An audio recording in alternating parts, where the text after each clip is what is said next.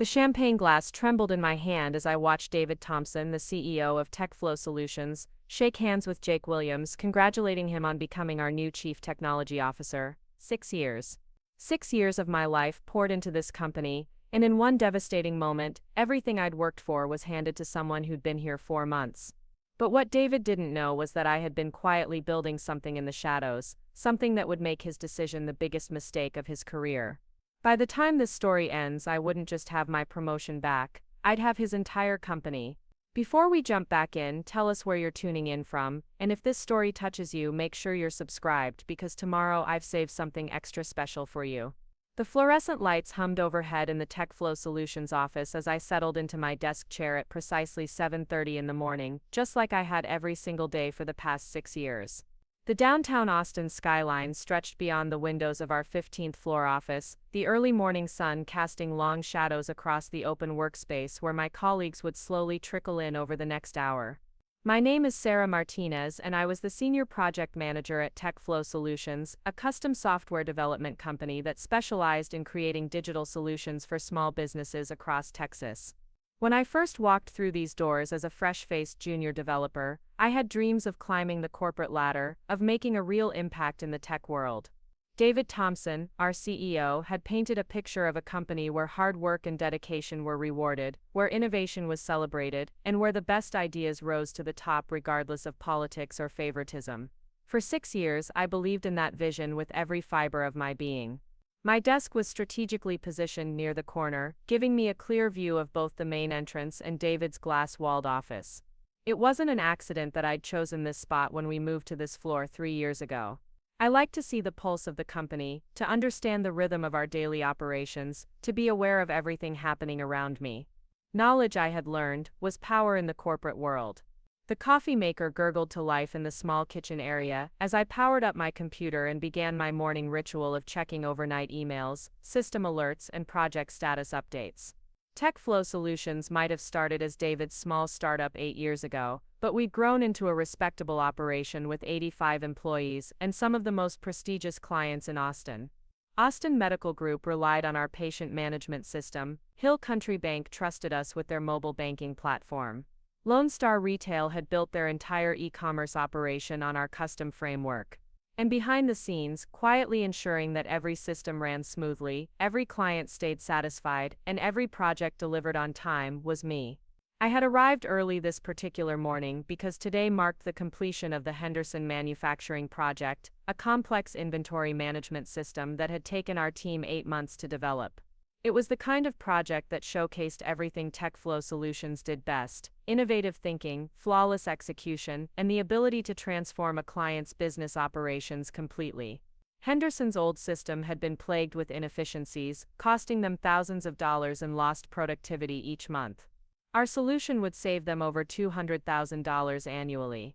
The project had been my baby from day one. I had pitched the initial concept, designed the architecture, managed the development team, and personally handled every client meeting when complications arose. When Henderson's CEO had concerns about data security, I flew to Dallas on my own dime to present our encryption protocols in person. When their operations manager struggled to understand the new workflow, I spent 3 weekends creating custom training materials and conducting one-on-one sessions until every employee felt confident using the system.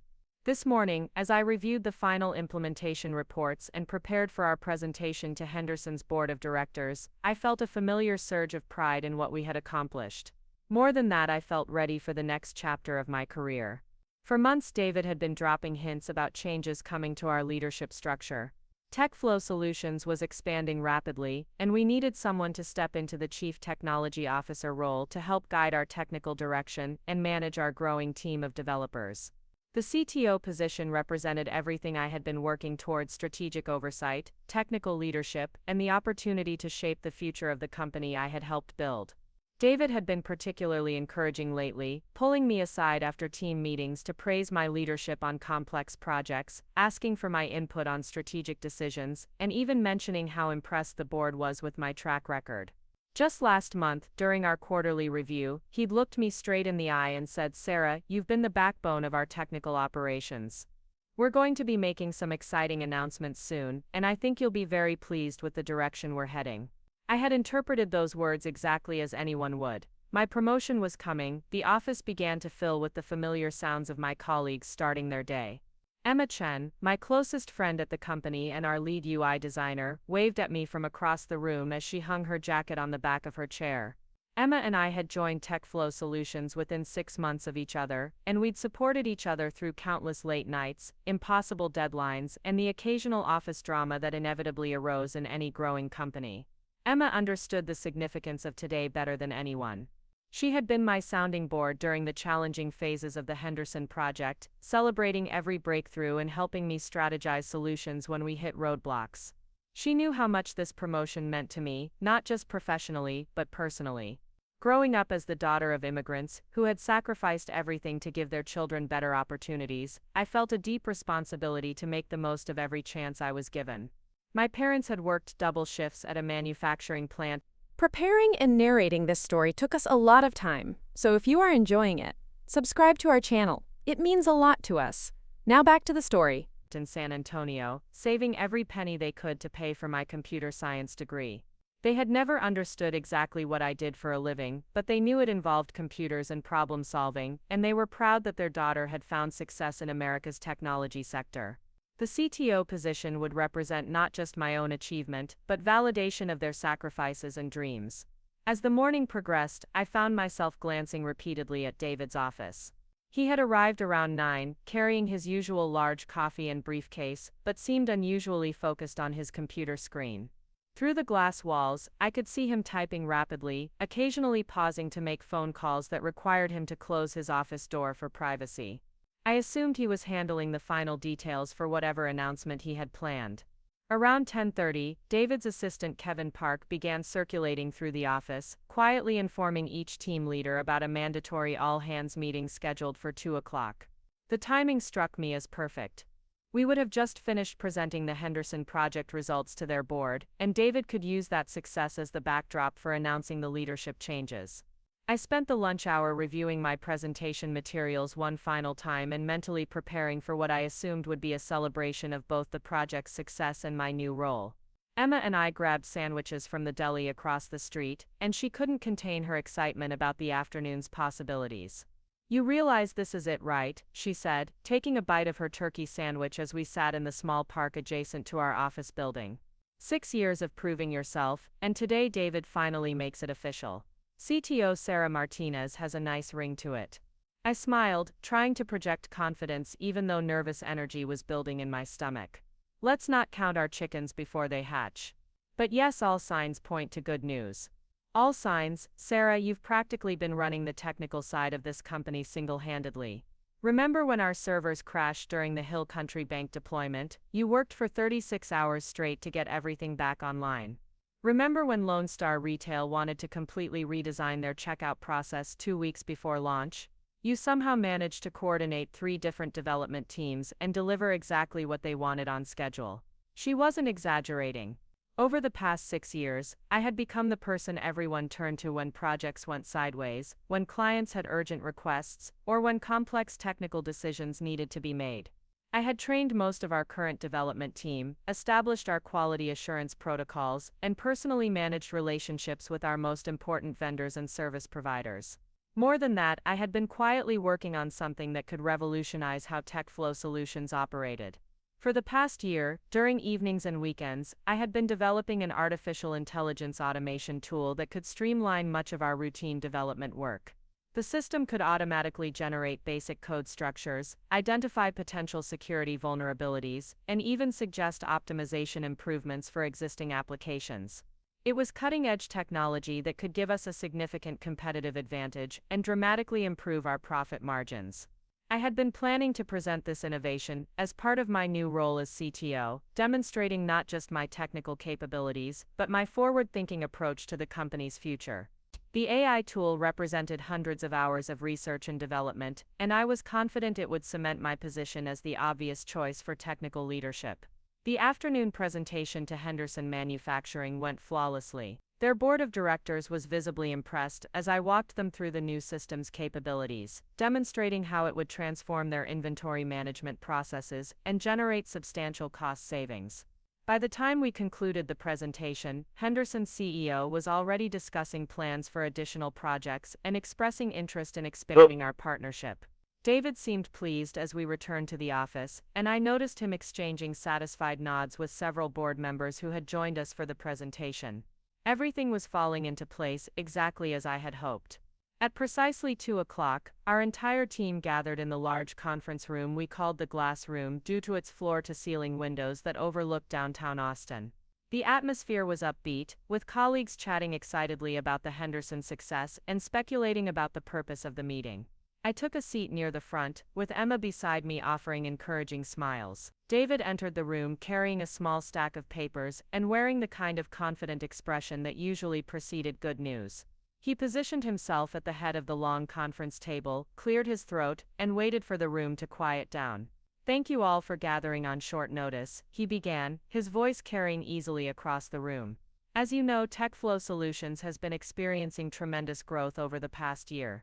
We've successfully delivered major projects for some of Austin's most prominent businesses. Our client satisfaction ratings are at an all-time high, and our revenue has increased by 43% compared to last year."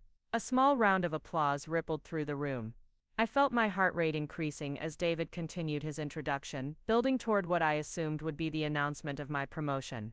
"This growth has created new opportunities and new challenges. We need strong technical leadership to guide our continued expansion, and we need someone who can help us stay ahead of industry trends and emerging technologies." I straightened in my chair, preparing for my moment of recognition. "That's why I'm excited to announce that we'll be creating a new Chief Technology Officer position, effective immediately." The room buzzed with interest, and I felt Emma squeeze my arm in anticipation. After careful consideration and consultation with our board of directors, I'm pleased to announce that Jake Williams will be stepping into this role as our new CTO. The words hit me like a physical blow. For a moment I was certain I had misheard him. Jake Williams, the Jake Williams who had joined our team 4 months ago as a senior developer. The Jake Williams who still needed help navigating our project management software and had never led a team larger than 3 people. I sat frozen as the room erupted in applause, watching in disbelief as Jake stood up from his seat near the back of the room, his face flushed with surprise and excitement.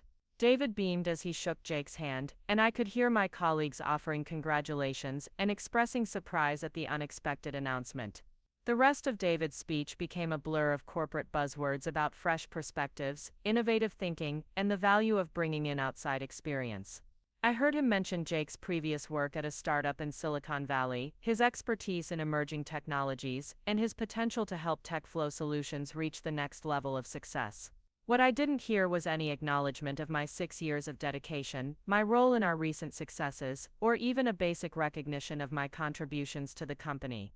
It was as if I had become invisible, a piece of office furniture that merited no attention or consideration. When David finally concluded his remarks and dismissed the meeting, I remained seated as my colleagues filed out of the room, many stopping to congratulate Jake on his unexpected promotion. Emma lingered beside me, her expression a mixture of shock and anger on my behalf. "Sarah," she whispered, "I can't believe this just happened. This is insane." I managed to stand up on unsteady legs, forcing what I hoped looked like a professional smile onto my face.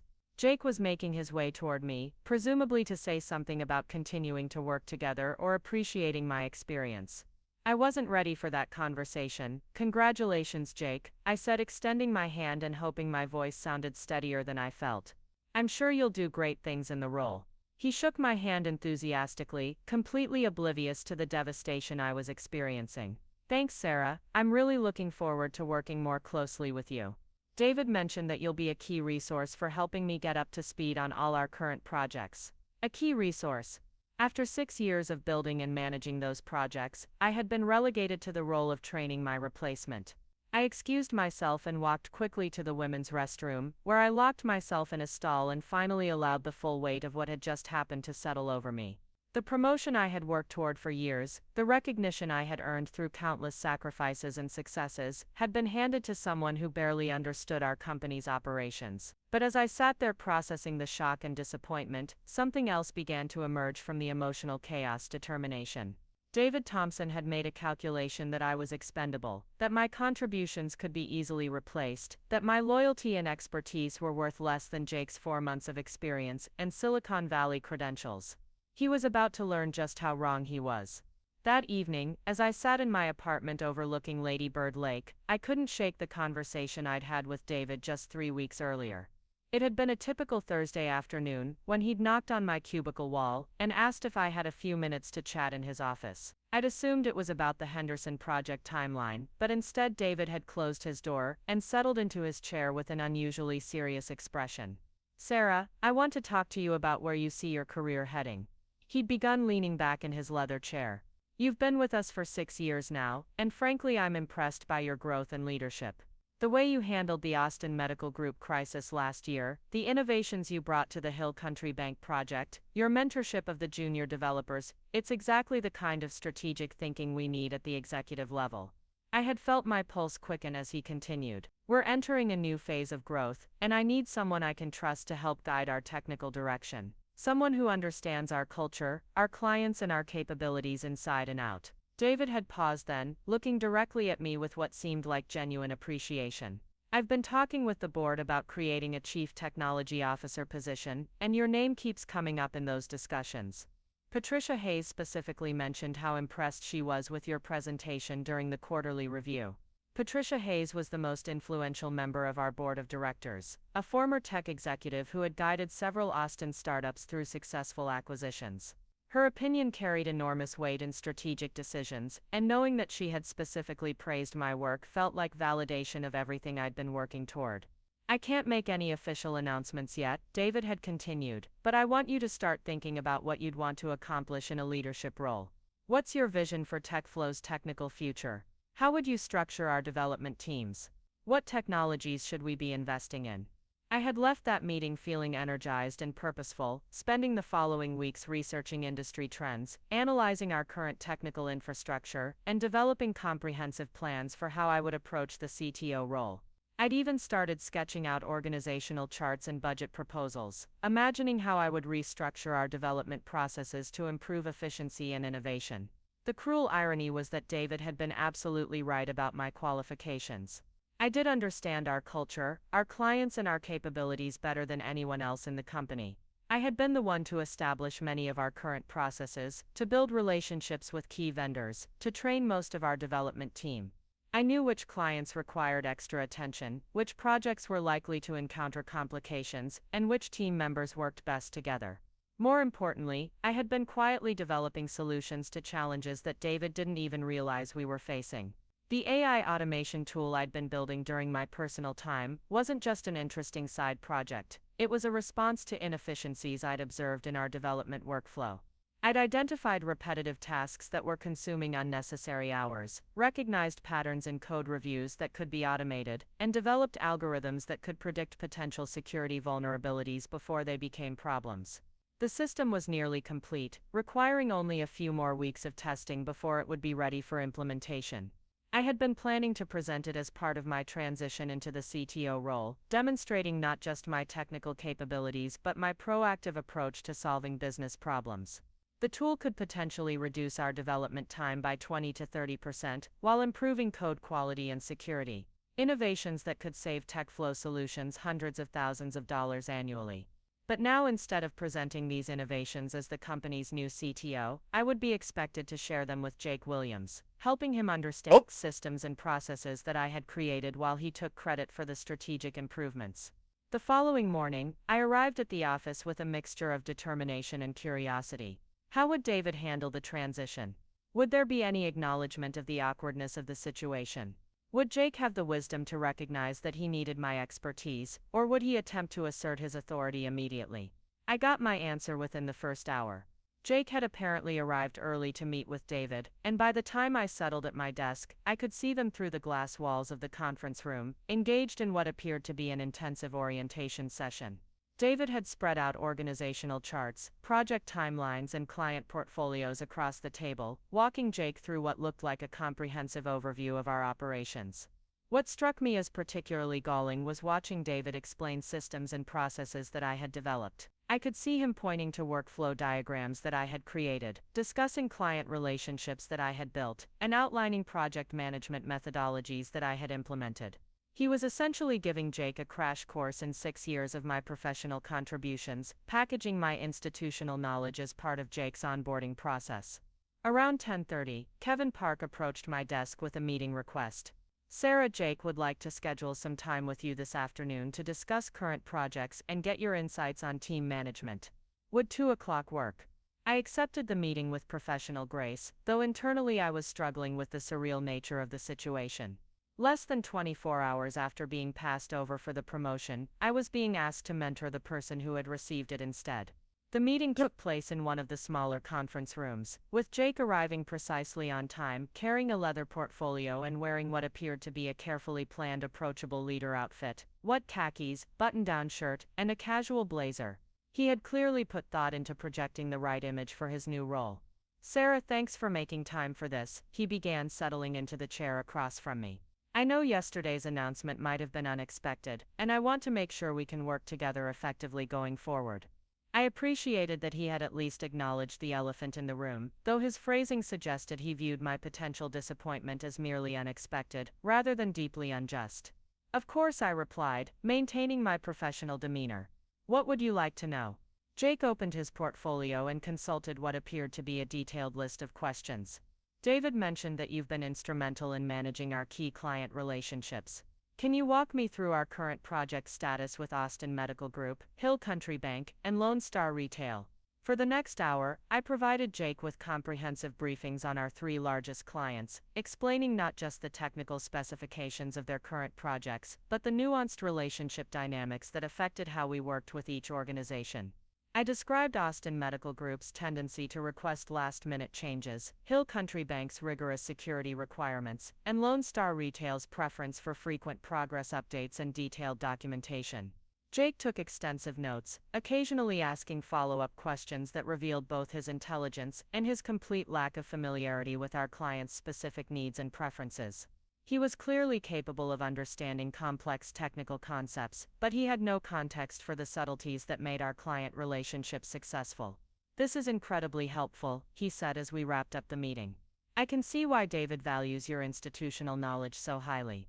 I'm hoping we can establish a strong working relationship where I can continue to rely on your expertise while I get up to speed." His words were perfectly professional, but they crystallized something that had been bothering me since the announcement. Jake wasn't just receiving my promotion, he was being positioned to benefit from my knowledge and experience while I remained in a subordinate role. The company would get the benefit of my expertise without having to properly recognize or compensate it. That afternoon, David sent out an email to all staff announcing Jake's promotion and outlining the transition plan. The message was full of corporate language about exciting new leadership and fresh perspectives. But buried in the 3rd paragraph was a line that made my jaw clench. "Sarah Martinez will continue in her role as Senior Project Manager and will be working closely with Jake to ensure a smooth transition and ongoing operational excellence." I had been demoted from CTO candidate to transition assistant without any discussion of my career path, my compensation, or my future role in the company. The email made it clear that David viewed me as a resource to be utilized rather than a professional to be developed. Emma stopped by my desk shortly after the email went out, her expression reflecting the frustration I was feeling. "Did you see this? Working closely with Jake to ensure operational excellence. You're basically being asked to train your replacement while staying in the same job you've had for 2 years." She was right, and her blunt assessment forced me to confront the full scope of what had happened. This wasn't just about being passed over for one promotion nice, it was about being relegated to a permanent support role while someone else received credit for my contributions. David had made it clear that he saw my value as institutional knowledge rather than leadership potential. The next few days were a masterclass in professional humiliation. Jake scheduled multiple collaborative sessions where I was expected to walk him through various aspects of our operations. He wanted to understand our development methodologies, our quality assurance processes, our vendor relationships, and our client communication protocols. Each session involved me explaining systems I had created while he took notes, and asked questions about how he might optimize or improve them. The breaking point came on Friday afternoon during a client call with Henderson Manufacturing. Jake had insisted on leading the call to introduce himself as the new CTO, despite having no involvement in the project and minimal understanding of their business requirements.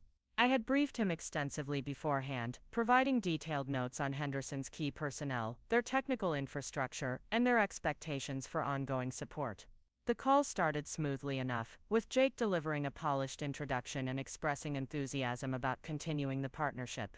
But when Henderson's operations manager asked a specific question about data migration protocols, Jake's lack of detailed knowledge became apparent. "That's an excellent question," Jake responded confidently. "Let me have Sarah walk you through those details since she's been so deeply involved in the implementation." He had essentially used me as his technical support while positioning himself as the strategic leader. I provided the detailed explanation that Henderson needed, answered their follow-up questions, and addressed their concerns about future upgrades. Throughout the conversation, Jake interjected with high-level comments about our team's capabilities and our commitment to excellence, taking credit for work he hadn't done while relying on my expertise to maintain the client relationship. After we ended the call, Jake turned to me with what appeared to be genuine gratitude.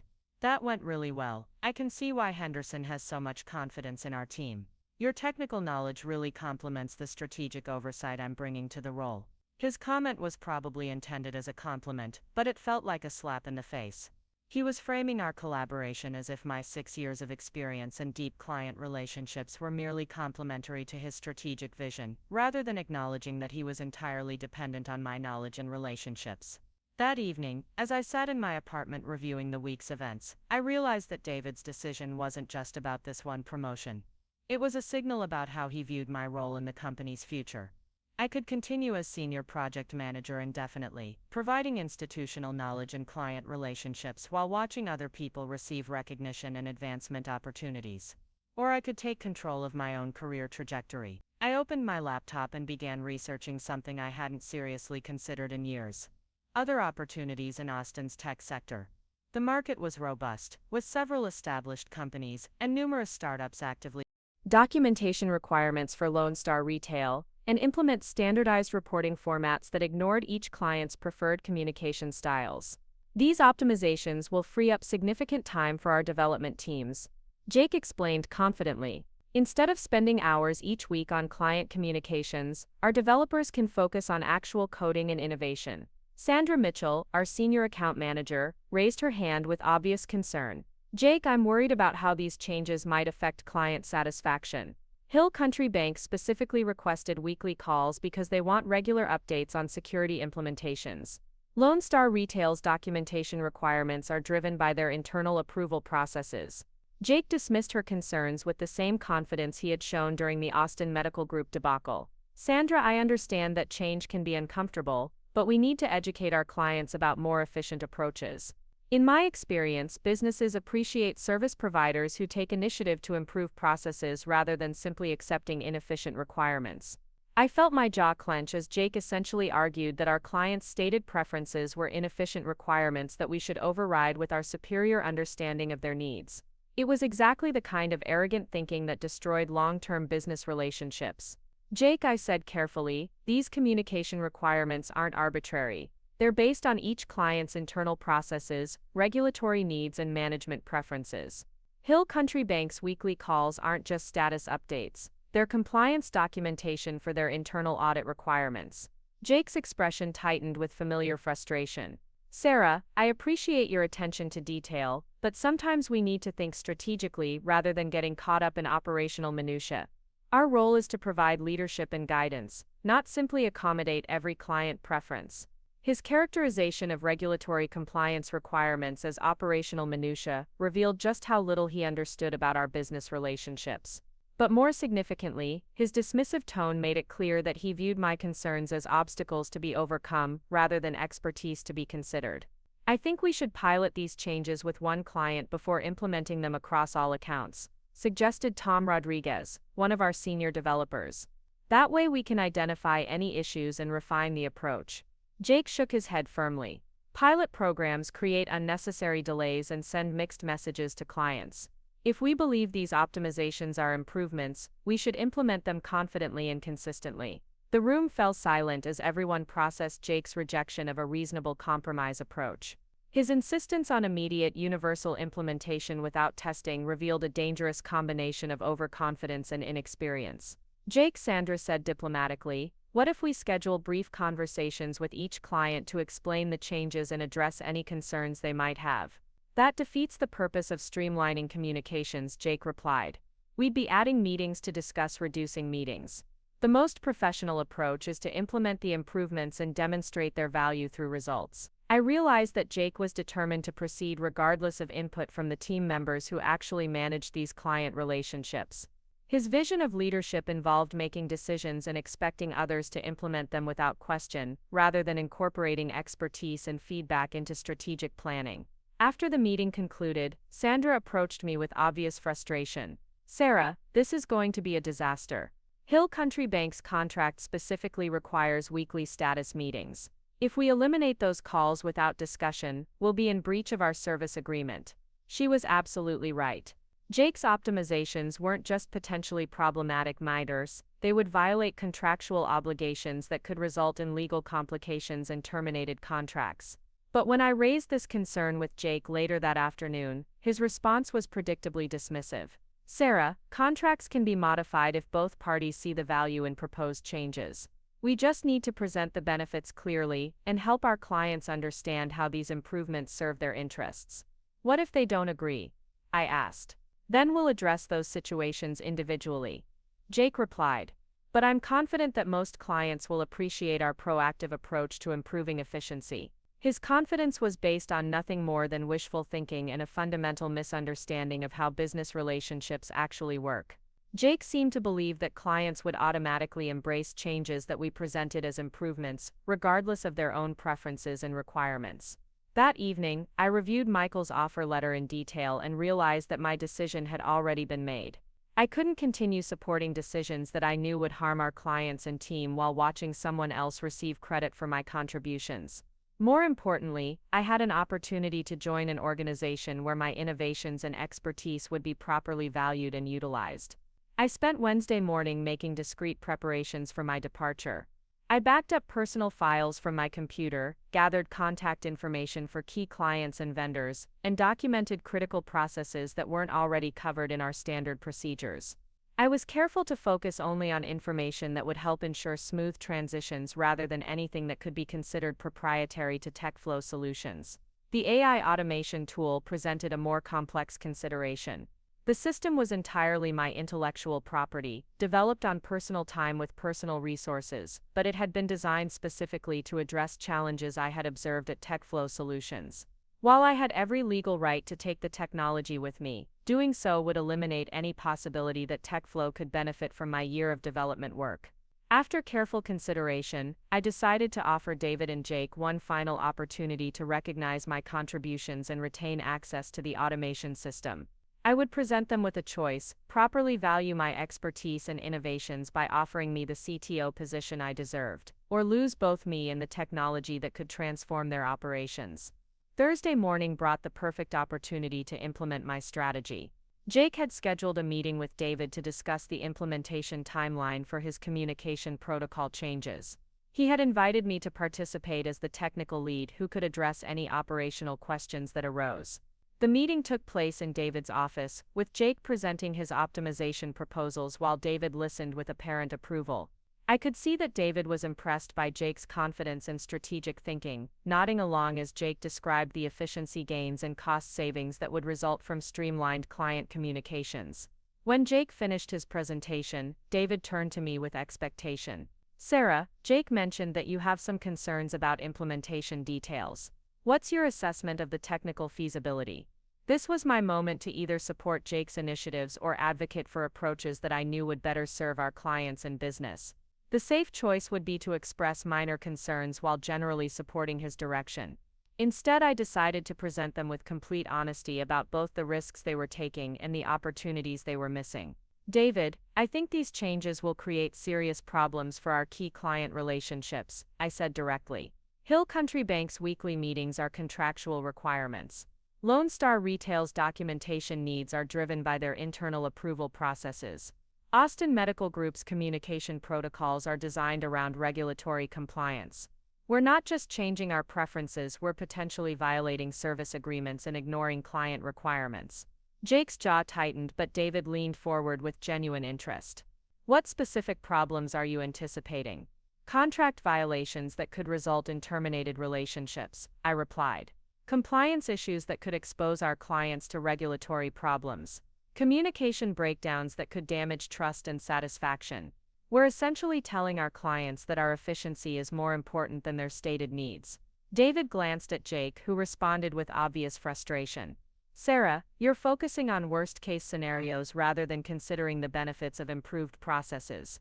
Our clients will appreciate more efficient service delivery once they experience the results. That's a significant assumption, I said calmly.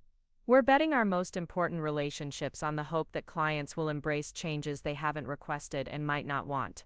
The tension in the room was palpable as David processed the conflicting perspectives. Finally, he addressed me directly. Sarah, what would you recommend as an alternative approach? This was the opening I had been waiting for. I think we should focus on innovations that actually improve our service delivery rather than changes that primarily benefit our internal efficiency. For example, I've been developing an AI automation system that could reduce our development time by 30% while improving code quality. That would allow us to deliver better results faster without disrupting client relationships. Both David and Jake stared at me with surprise. What kind of automation system? David asked. I spent the next 15 minutes describing the AI tool's capabilities, explaining how it could streamline development workflows, identify security vulnerabilities, and optimize code performance. I showed them performance metrics on my laptop, demonstrating the efficiency gains that testing had revealed. Jake's expression shifted from surprise to something approaching alarm as he realized the implications.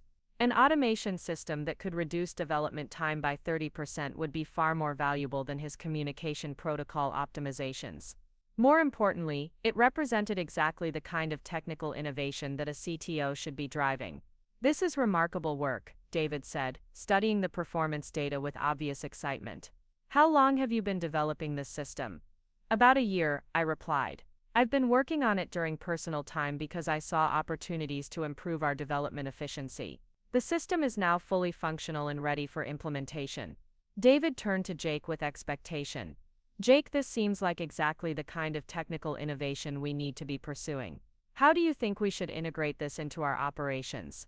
Jake's discomfort was obvious as he struggled to respond to a question about technology he had known nothing about until 5 minutes earlier. It sounds very promising, he said carefully. I'd need to review the technical specifications and understand the implementation requirements before making strategic recommendations. His response revealed that he had no expertise in AI development and would be entirely dependent on my knowledge to evaluate or implement the system. David seemed to recognize this limitation, turning back to me with increasing interest. Sarah, what would implementation look like? What kind of timeline and resources would be required?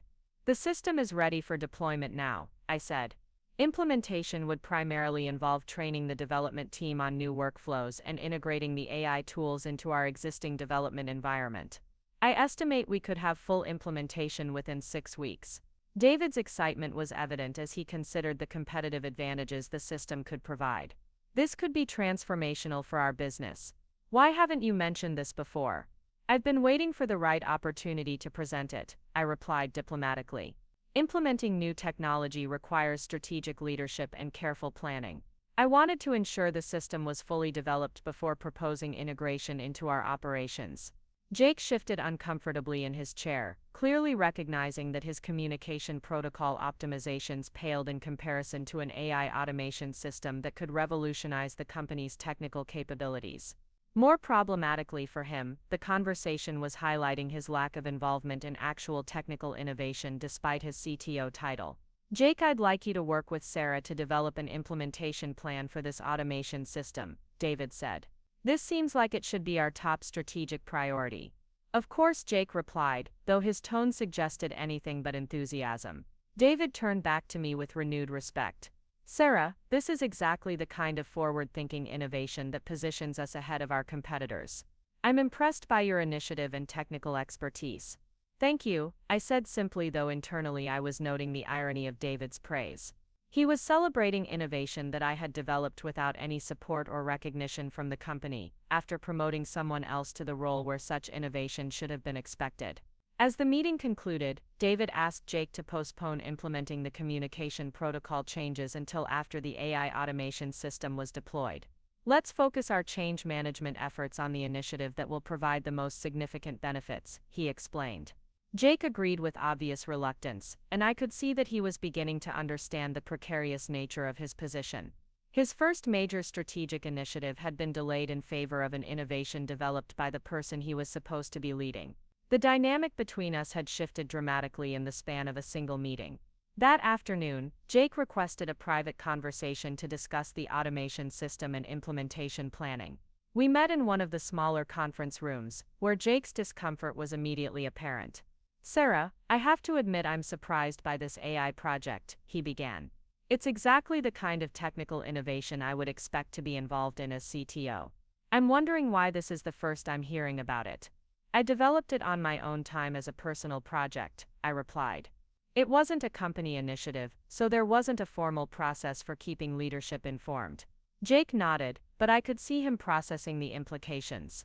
"Going forward, I think it would be helpful if significant technical developments like this were coordinated through my office. As CTO, I need to be aware of innovations that could affect our strategic direction." "Of course," I said, though privately I was noting that Jake was already trying to assert ownership over work he had contributed nothing to. "How would you like to proceed with implementation planning?" "I'd like to understand the technical architecture first," Jake replied. "Can you walk me through the system design and development approach?" I spent the next hour providing Jake with a comprehensive overview of the AI automation tool, explaining the algorithms I had developed, the machine learning models I had trained, and the integration approaches I had designed. Throughout the conversation, Jake took extensive notes while asking questions that revealed both his intelligence and his complete unfamiliarity with the specific technologies involved. "This is sophisticated work," Jake admitted as we concluded our discussion. "I can see why David is excited about the potential applications. What kind of timeline are you thinking for full deployment?" 6 weeks for complete implementation," I replied. "But there's one complication we need to address." Jake looked up from his notes with concern. "What kind of complication?" "The intellectual property belongs to me," I said calmly. "I developed the system entirely on personal time using personal resources. Before we proceed with implementation, we need to establish licensing arrangements or ownership transfer agreements." Jake's expression shifted as he understood the implications. The company's most promising technical innovation wasn't actually owned by the company, and its creator was sitting across from him rather than reporting to him. "I see," Jake said carefully. "What kind of arrangement were you thinking?" "That depends on how the company values the innovation and my role in its development," I replied. "I'm open to various approaches, but they would need to properly recognize both the technology's value and my contributions to its creation." Jake nodded slowly, clearly recognizing that he was in no position to negotiate such arrangements without David's involvement. "I think we should schedule a meeting with David to discuss the options." "I agree," I said, though I was already planning how to use that meeting to address much larger questions about my role and recognition within the company. That evening, I called Michael Rodriguez to provide an update on developments at TechFlow Solutions and confirm my interest in his offer. The conversation reinforced my growing conviction that change was not only necessary but inevitable. "It sounds like David is finally beginning to understand your value," Michael said after I described the day's events. "But I suspect it's too little too late. You've spent years contributing innovations and expertise without proper recognition, and now they want to benefit from your AI system while maintaining the same organizational dynamics that led to this situation." "That's exactly my concern," I replied. "David is excited about the technology, but I don't see any indication that he's reconsidering my role or advancement opportunities. He still sees me as a valuable resource rather than leadership potential. The question is whether you want to give them another opportunity to properly recognize your contributions, or whether you're ready to take control of your career trajectory." Michael said, "My offer remains open, and I'm prepared to move quickly if you decide to make the change." I spent Friday morning preparing for what I knew would be a decisive conversation with David and Jake. I had developed a clear understanding of exactly what I wanted from TechFlow Solutions and what I was prepared to do if they couldn't meet those requirements. The AI automation system had given me leverage that I'd never had before, but more importantly, it had demonstrated the gap between my actual contributions and my official recognition. The meeting was scheduled for Friday afternoon in David's office. I arrived with a folder containing detailed proposals for 3 different approaches to integrating the AI automation system into TechFlow's operations, each with different implications for ownership, licensing, and my role in ongoing development. David and Jake were already seated when I entered, and I could see that they had been discussing strategy beforehand. David's expression was friendly but focused, while Jake appeared somewhat apprehensive about the conversation ahead. "Sarah, thank you for putting together these implementation options."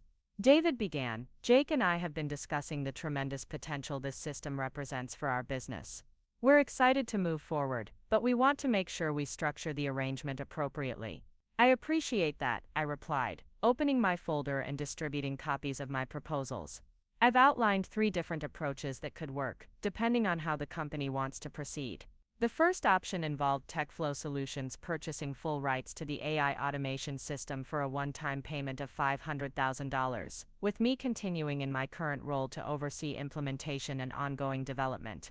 The second option created a licensing arrangement where TechFlow would pay ongoing royalties based on the efficiency gains the system provided, while I retained ownership of the intellectual property. The third option involved promoting me to CTO with Jake moving to a different executive role, combined with equity participation that would give me a stake in the value my innovations created for the company. David and Jake studied the proposals in silence, and I could see them processing not just the financial implications but the organizational changes that each option would require. Finally, David looked up with a serious expression. "Sarah, these are significant requests. The financial components alone represent major investments for the company." "The system's value justifies the investment," I replied calmly. "Based on our current development costs and project timelines, a 30% efficiency improvement would save TechFlow Solutions approximately $800,000 annually.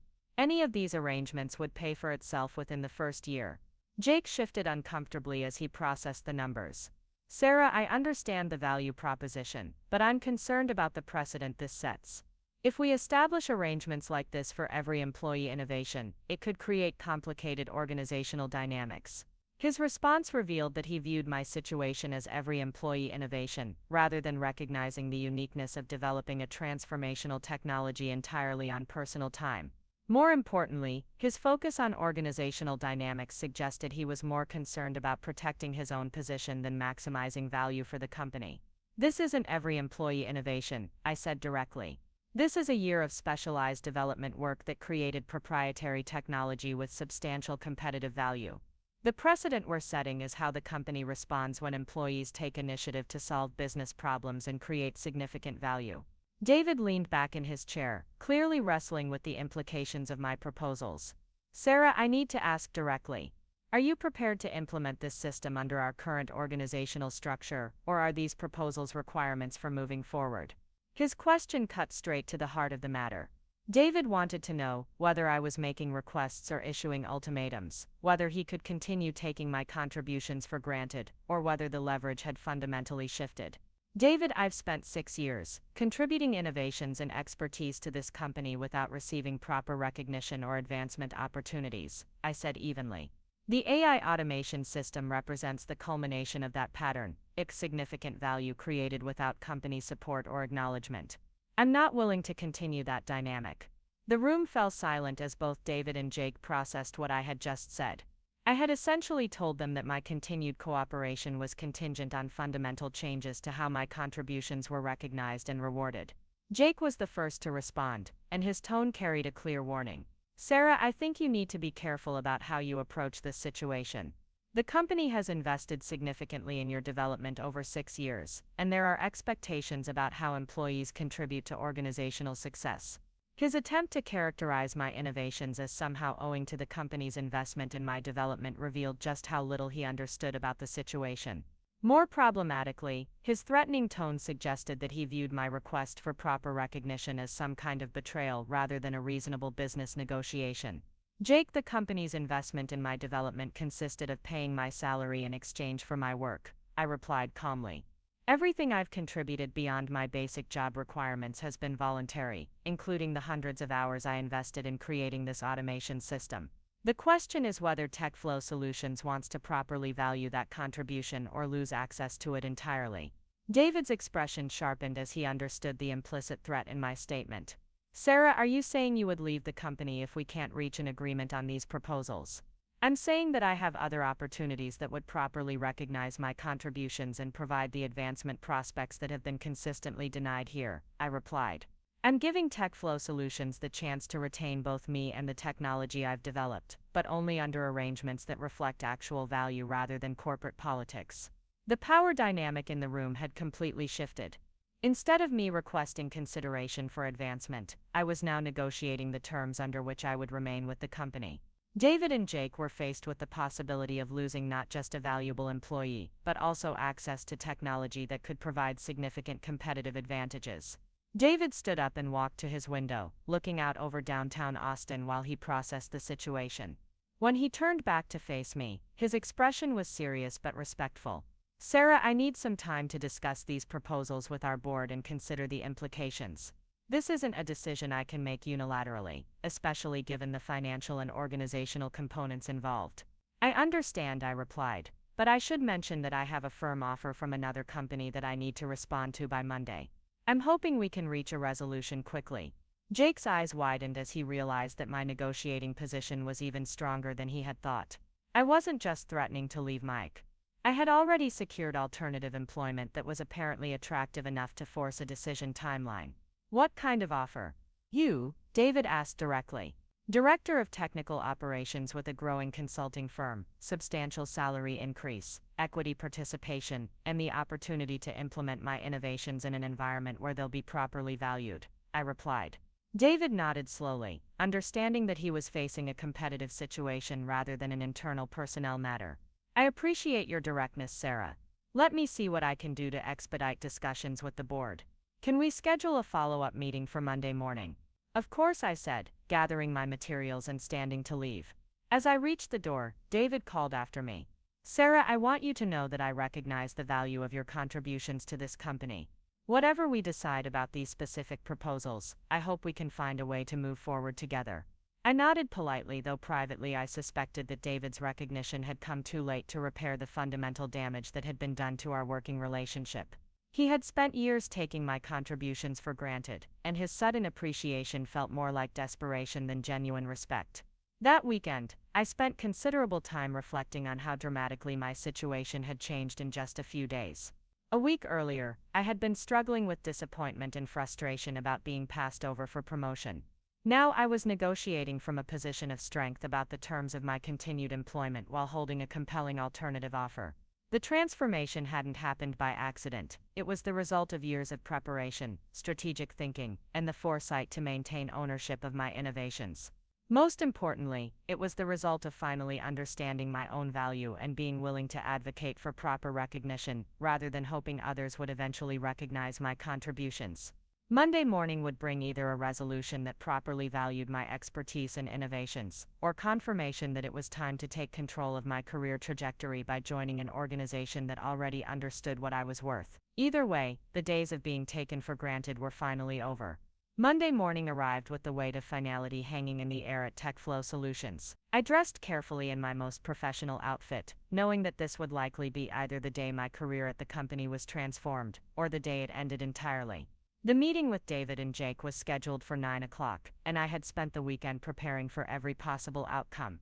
As I walked through the office toward David's corner suite, I could feel the curious glances of my colleagues. Word had somehow spread that significant changes were being discussed, though no one knew the specific details. Emma caught my eye from across the room and offered an encouraging nod, having been my closest confidant throughout this entire ordeal. David's office door was closed when I arrived, but I could see through the glass walls that he was already in deep conversation with Jake and Patricia Hayes, the board member whose opinion carried enormous weight in strategic decisions. The presence of Patricia suggested that my proposals had been taken seriously enough to warrant board-level discussion, which was either very good news or very bad news for my future at the company. Kevin Park gestured for me to wait in the adjacent conference room, explaining that they would join me shortly. As I settled into a chair at the polished mahogany table, I reviewed my mental preparation one final time. I had three distinct scenarios mapped out: acceptance of one of my proposals, rejection leading to my immediate resignation, or some kind of counter-proposal that would require careful evaluation.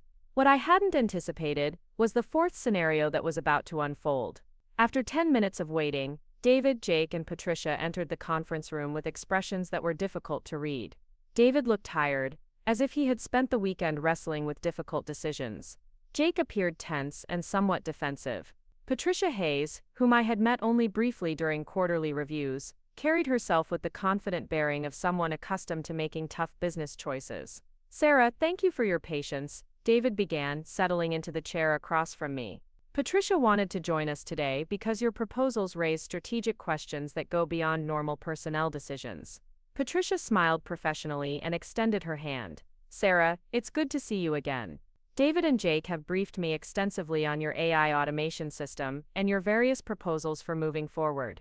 I have to say, your work is impressive and your timing is interesting." Her comment about timing intrigued me, but before I could respond, David continued with what appeared to be a prepared statement. "Sarah, we've given serious consideration to all three of your proposals.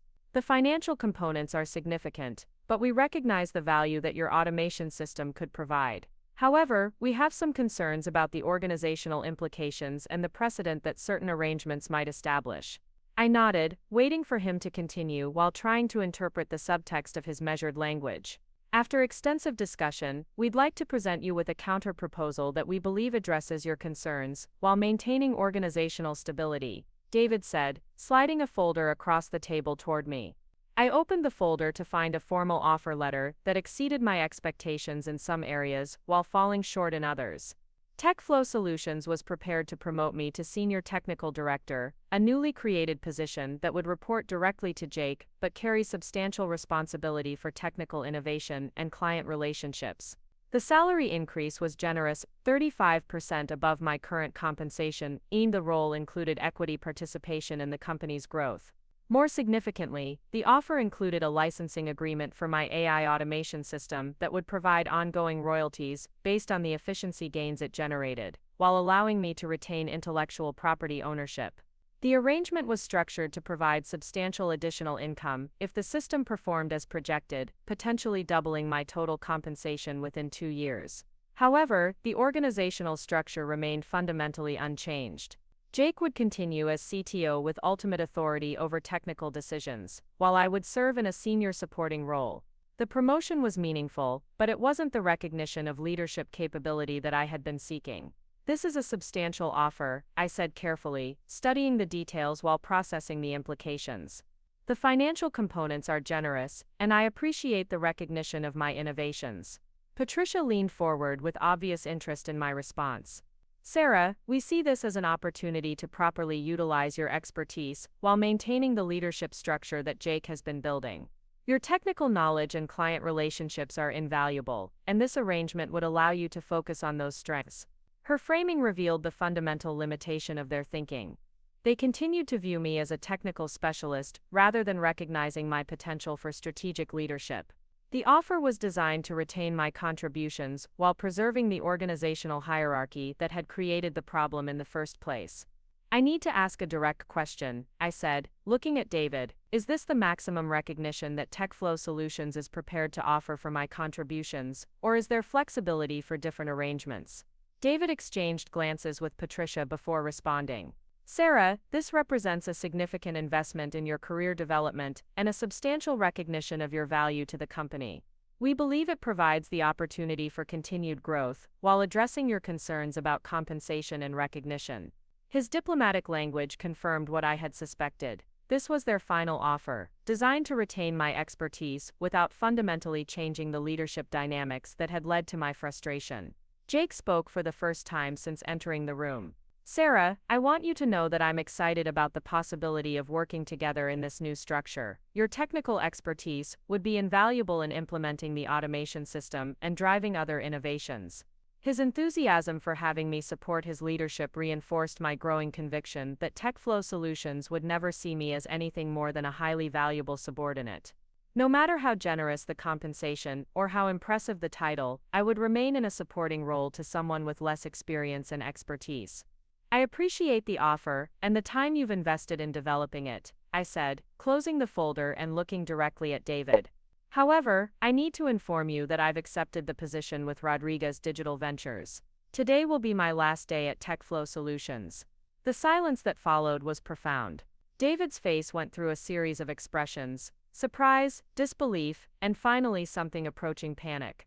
Jake's mouth actually fell open as he processed what I had just said. Patricia Hayes maintained her composure, but I could see her rapidly calculating the implications of my decision.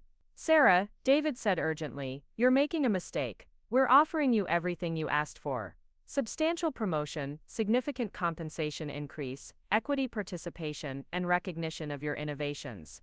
Rodriguez Digital Ventures is a startup with uncertain prospects. Why would you leave a secure position for such a risky opportunity?" "Because Michael Rodriguez recognizes me as a strategic leader rather than a technical specialist," I replied calmly. "Because I'll have decision-making authority over my areas of expertise, rather than serving in a supporting role. Because my innovations will be implemented in an environment where they're valued for competitive advantage, rather than viewed as complications to existing hierarchies." Jake leaned forward with obvious desperation. "Sarah, we can discuss modifications to the reporting structure. If you're concerned about organizational dynamics, we can explore different arrangements." His sudden willingness to reconsider organizational structures that had been presented as unchangeable confirmed that my value was finally being recognized, but only in response to the threat of my departure. The pattern was exactly what I had expected. Dramatic appreciation only when faced with loss. "The issue isn't organizational charts," I said. "The issue is fundamental respect for expertise and leadership potential. I've spent 6 years demonstrating capabilities that have been consistently overlooked in favor of external candidates with less relevant experience. This offer acknowledges my technical contributions while maintaining the same underlying assumptions about my role and potential." Patricia Hayes spoke with the directness that had made her reputation in Austin's business community. "Sarah, you're clearly a talented professional, and I respect your decision to pursue opportunities that align with your career objectives. However, I want to make sure you understand the risks you're taking. Rodriguez Digital Ventures is competing directly with established companies like ours, and startup environments can be unpredictable. I appreciate your concern," I replied. "But I've evaluated the risks carefully, and I'm confident that working with Michael Rodriguez provides better long-term prospects than remaining in a situation where my contributions are valued but my leadership potential is overlooked." David made one final attempt to change my mind. "Sarah, what would it take to convince you to reconsider? We're prepared to discuss further modifications to address your concerns." The time for that discussion was 6 years ago, or 3 years ago, or even 6 months ago, I said, gently but firmly. The current conversation is happening only because I've demonstrated that I have alternatives. That pattern tells me everything I need to know about how my career would develop here. The meeting concluded with arrangements for transitioning my responsibilities and ensuring smooth handovers for client relationships. David insisted on scheduling an exit interview for later in the week, hoping to gather insights about how TechFlow Solutions could better retain talented employees in the future. I agreed to the meeting, though I suspected it would be more therapeutic for him than informative for the company. As I returned to my desk to begin packing my personal belongings, the office atmosphere had shifted noticeably. Colleagues who had been engaged in their normal Monday morning routines were now stealing glances in my direction, clearly aware that something significant had occurred. Emma approached immediately, her expression mixing curiosity with concern. "How did it go?" she asked quietly. "I resigned," I said simply, pulling a cardboard box from under my desk and beginning to pack family photos and personal items. Emma's eyes widened with shock and excitement. "You actually did it. You actually walked away from their counteroffer." "Their counteroffer confirmed everything I suspected about how they view my role here," I replied. "Generous compensation, impressive title, but fundamentally the same organizational position. I realized that no amount of money would compensate for spending my career in a supporting role when I'm capable of strategic leadership." As word of my resignation spread through the office, the reactions revealed just how much my departure would impact daily operations. Tom Rodriguez, the senior developer who had worked most closely with me on complex projects, appeared genuinely distressed about the transition challenges ahead. "Sarah, who's going to handle the Henderson manufacturing relationship?" he asked. "You're the only one who understands their technical requirements and business processes. You'll need to work with Jake to establish new points of contact," I replied, though privately I suspected that Jake's lack of detailed client knowledge would create complications that might not become apparent for several weeks. Sandra Mitchell from account management had similar concerns about client transitions. "Hill Country Bank specifically requested that you remain their primary technical contact. How should I handle their questions about ongoing support?" "Jake will need to build those relationships," I said diplomatically. "He's expressed confidence about managing client communications more efficiently." By mid-morning, a steady stream of colleagues had stopped by my desk to express surprise about my departure and concern about how various projects and relationships would be managed. The conversations reinforced something I had suspected but never fully appreciated. My role in the company's daily operations was far more central than anyone in leadership had recognized. Jake appeared at my desk around 11 o'clock, looking increasingly overwhelmed as the implications of my departure became clear. "Sarah, I'm wondering if we could discuss transition timelines. Some of these client relationships and technical processes are more complex than I initially realized. What specific areas are you most concerned about?" I asked. "Well, the Austin Medical Group integration is scheduled for next month, and I'm not familiar with their technical infrastructure. The Hill Country Bank security audit is coming up, and I don't have context for our previous implementations. The Lone Star retail seasonal upgrades need to be coordinated with their business cycles, and I'm not sure about the timing requirements." His list confirmed that Jake's understanding of our client relationships was largely superficial. He knew the names and general project scope, but he lacked the detailed knowledge of technical requirements, business processes, and relationship dynamics that effective client management required. "Those are all complex situations that require substantial background knowledge," I acknowledged. "You'll need to work closely with the account management team and review all the project documentation to get up to speed. Is there any chance you could extend your transition period to help with the most critical items?" Jake asked hopefully. "I start at Rodriguez Digital Ventures next Monday," I replied. "This week needs to be sufficient for necessary transitions." Jake's expression revealed his growing appreciation for the challenges ahead. Managing complex client relationships while learning technical details and building trust would require months of intensive effort, and he was facing that challenge without the institutional knowledge that I had accumulated over 6 years. That afternoon brought a series of phone calls from clients who had learned about my departure through their contacts in the account management team. The conversations provided perfect illustrations of why my transition would create more complications than David or Jake had anticipated. Margaret Williams from Austin Medical Group called first, her concern immediately apparent. "Sarah, I heard you're leaving TechFlow Solutions. I have to say, this is worrying news for us. You've been our primary point of contact for technical issues, and frankly, you're the reason we've been satisfied with the service."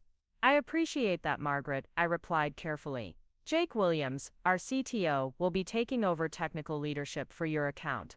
He's very capable and will ensure that you continue receiving excellent support." "I'm sure he's qualified," Margaret said diplomatically. "But you understand our systems, our compliance requirements, and our business processes. It's taken years to build that working relationship. Starting over with someone new creates risks for us, especially with the integration project coming up next month." Her concerns were entirely justified. The Austin Medical Group integration involved complex regulatory compliance requirements and technical specifications that I had spent months developing and refining.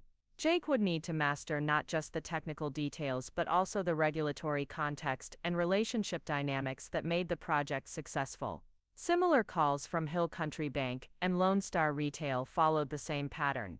Clients expressing appreciation for my work, concern about continuity, and subtle questions about whether they should reconsider their ongoing commitments to TechFlow Solutions. Each conversation reinforced that my departure would create relationship management challenges that went far beyond simple knowledge transfer. By Wednesday, the full scope of the disruption was becoming apparent to David and Jake.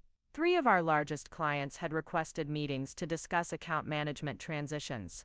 2 smaller clients had mentioned they were considering alternative service providers. The Henderson manufacturing project, which had been scheduled for expansion, was being placed on hold until they could evaluate the new technical leadership. Jake appeared at my desk that morning, looking distinctly overwhelmed. "Sarah, I'm starting to understand why David was so concerned about retaining you. These client relationships are much more complex than I initially realized." Client relationships in the technology sector are always built on trust and demonstrated expertise, I replied. It takes time to establish credibility and understand each client's specific needs and preferences. Is there anything you can do to help smooth these transitions? Jake asked. Maybe participate in some client calls to provide introductions and context.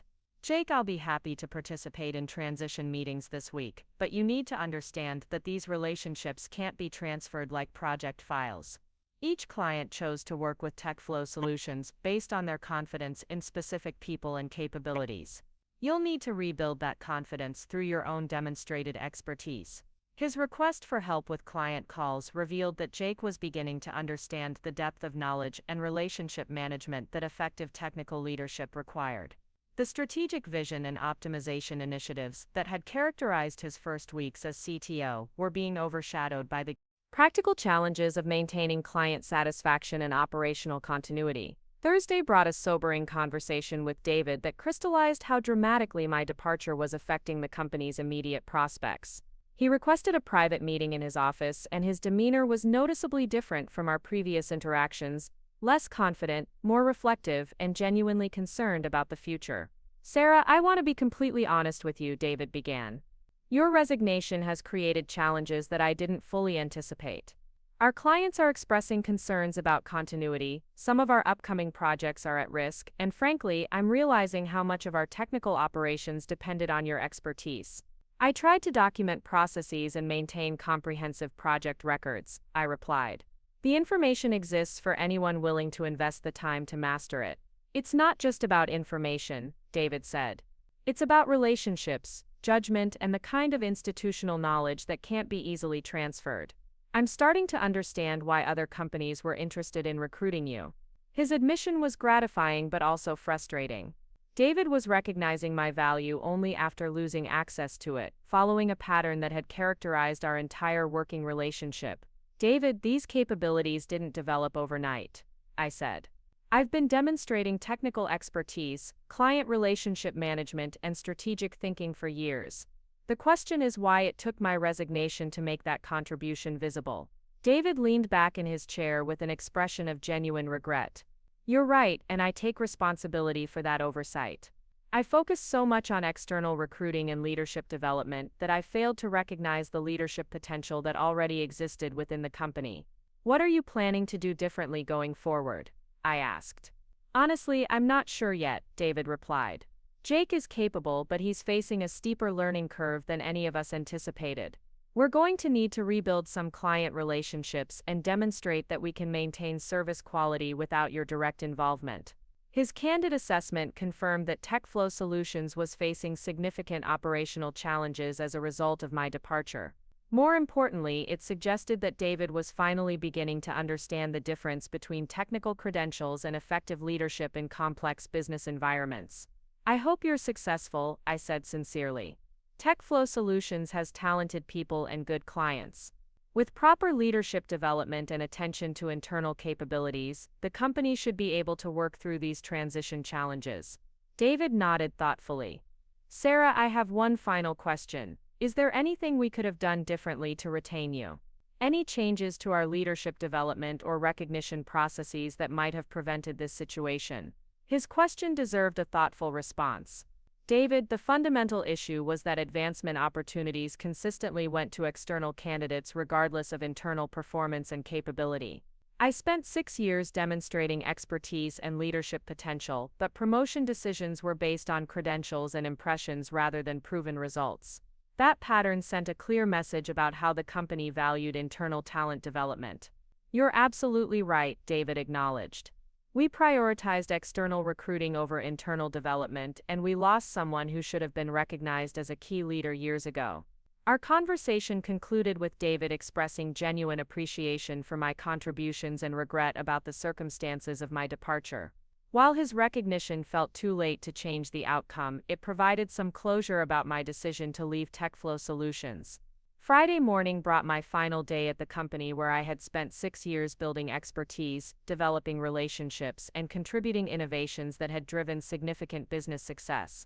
As I completed final project transitions and prepared comprehensive handover documents, I reflected on how much had changed since that devastating moment when Jake's promotion was announced just 2 weeks earlier. Emma stopped by my desk as I packed the last of my personal belongings, her expression mixing sadness about my departure with excitement about my new opportunity. "I still can't believe you actually did it," she said.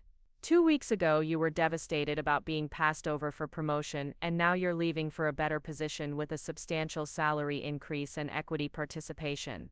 "The promotion announcement was actually the best thing that could have happened," I replied. "It forced me to stop hoping for recognition that was never going to come and start taking control of my own career trajectory." "What's your advice for those of us who are staying?" Emma asked. "Document your contributions, develop your skills, and don't wait for someone else to recognize your value," I said. "If you're not getting the advancement opportunities you deserve, create them elsewhere." As I walked out of TechFlow Solutions for the final time, carrying a box of personal items and a folder of contact information for the professional relationships I had built, I felt a profound sense of relief and anticipation. The security of a familiar environment was being replaced by the excitement of new challenges and the opportunity to work with people who valued strategic leadership over corporate politics. Monday morning at Rodriguez Digital Ventures was everything I had hoped it would be. Michael Rodriguez greeted me personally, introduced me to the team as their new director of technical operations, and immediately involved me in strategic planning discussions for upcoming client projects. The contrast with my TechFlow experience was immediate and dramatic. Instead of being asked to support someone else's decisions, I was being asked to make them. The AI automation system that had been developed during evenings and weekends at my apartment became the cornerstone of Rodriguez Digital Ventures' technical capabilities. Within 2 months, we were using the efficiency gains to underprice larger competitors while delivering superior results, exactly as Michael had envisioned. More satisfying than the professional recognition was the steady stream of updates I received about developments at TechFlow Solutions.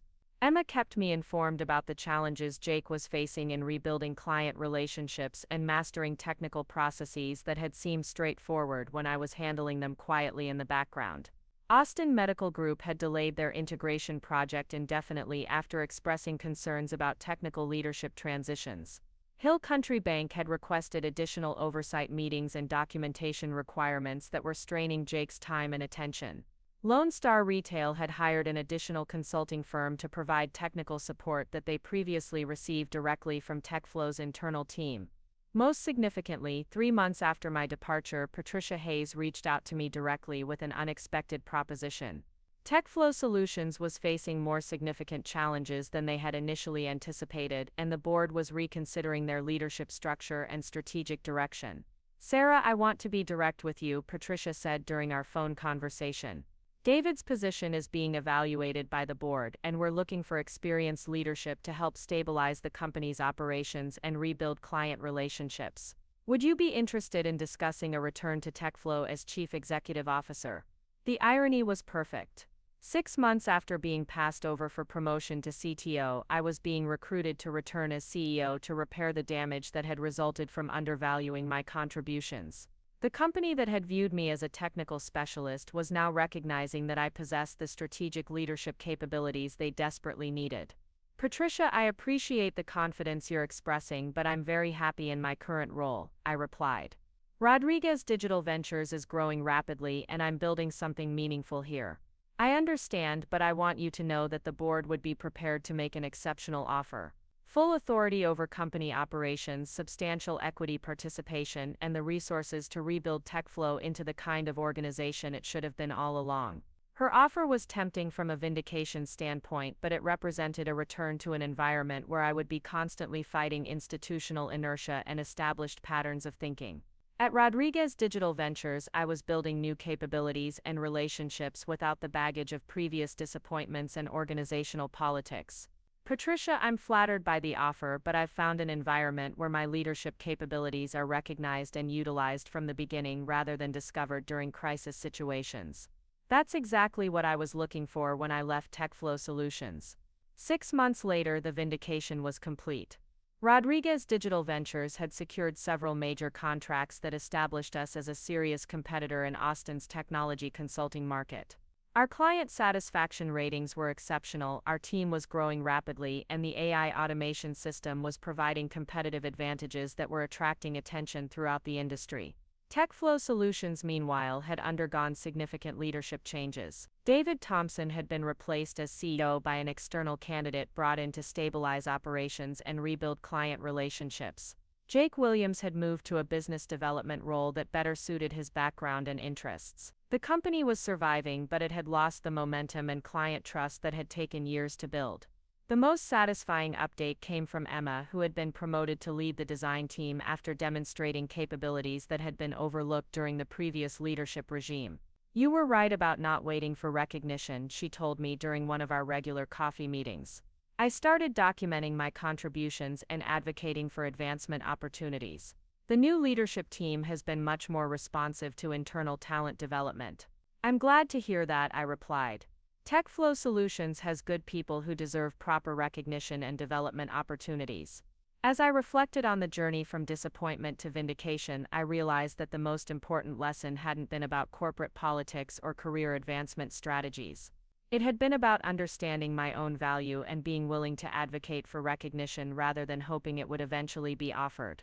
The promotion I had sought at TechFlow Solutions would have been meaningful, but it would never have provided the satisfaction and growth opportunities that I found by taking control of my career trajectory.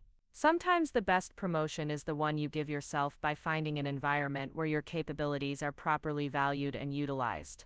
David Thompson had been right about one thing during our final conversation. I had been taking a risk by leaving the security of TechFlow Solutions for the uncertainty of a growing consulting firm. But the biggest risk would have been staying in an environment where my contributions were appreciated but my leadership potential was consistently overlooked. 2 years after walking out of that devastating promotion announcement, I was exactly where I had always wanted to be. Leading technical strategy for a successful company, implementing innovations that provided competitive advantages, and working with people who valued expertise and results over credentials and politics. The only difference was that I had found that opportunity by creating it for myself rather than waiting for someone else to offer it. Sometimes the best revenge isn't getting back at people who undervalued you. It's succeeding so dramatically in an environment that properly recognizes your worth that their oversight becomes an obviously costly mistake. David Thompson had taught me an invaluable lesson about my own capabilities, though probably not the one he intended. By failing to recognize my leadership potential, he had forced me to recognize it myself and take action to ensure it was properly developed and utilized. The promotion I had been denied became the catalyst for the career transformation I had never imagined possible. And in the end, that was worth far more than any title or recognition that TechFlow Solutions could have provided. Up next, you've got 2 more standout stories right on your screen. If this one hit the mark, you won't want to pass these up. Just click and check them out.